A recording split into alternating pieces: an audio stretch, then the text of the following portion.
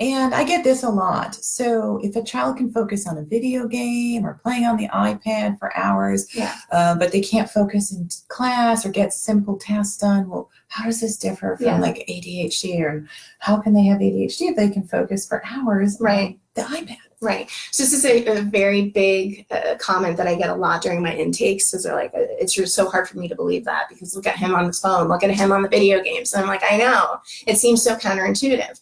So I want you guys to start looking at ADHD not so much as a deficit in attention, but a deficit in regulation of attention. So what they're showing in science now is that instead of a child just having deficits of not being able to pay attention, it's more of regulating that impulse control and attention. And that can go from one extreme to the other. So for example, if I find something desirable that I really love, AKA Fortnite, which is like the most popular thing ever right now.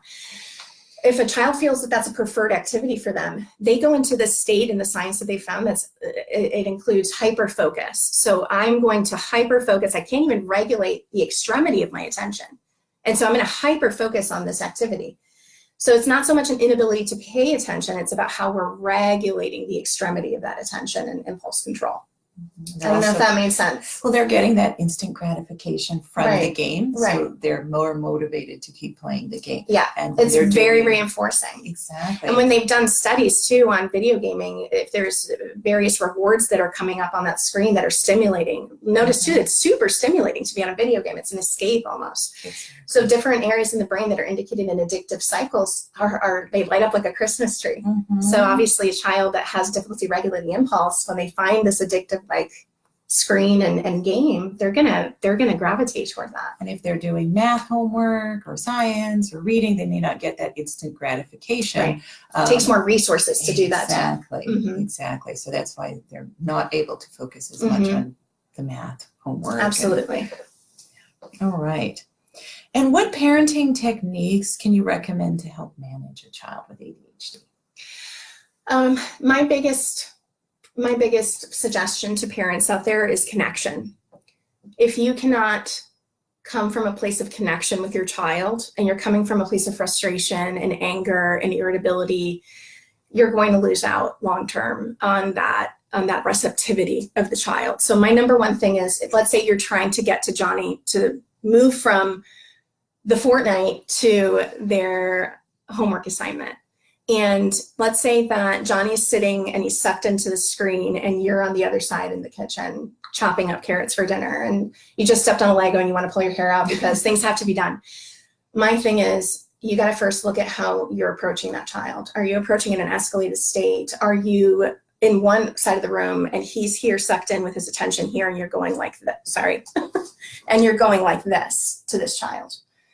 That child already has a hard time regulating attention and impulse control. So if I'm trying to yell at them and say, Johnny, get off the iPad or clean up your room, they're not going to be able to sponge that information in. Now, granted, kids have selective attention sometimes and manipulate, but oftentimes kiddos with ADHD don't have a lot of those resources.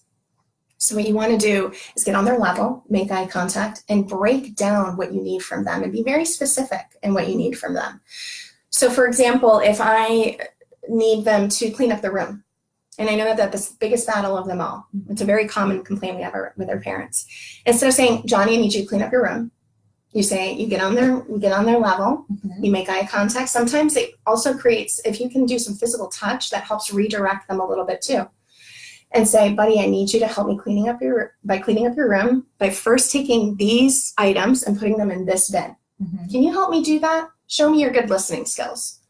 So I'm no longer disconnected, and I'm no longer in an escalated state where he's just shutting me out or probably escalating with me.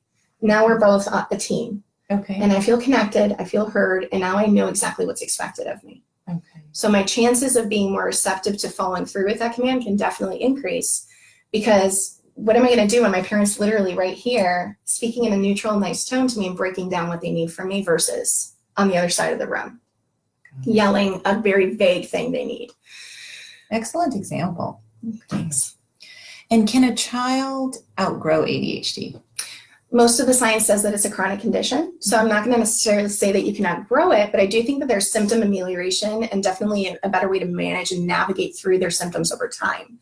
So oftentimes you will see that their symptoms can wax and wane depending on how they're managing it, depending on what's going on in their life, different stressors. And reevaluation, I think, definitely is really important depending on developmental phases, especially adolescence when all the hormones and neurochemistry start to kind of shift.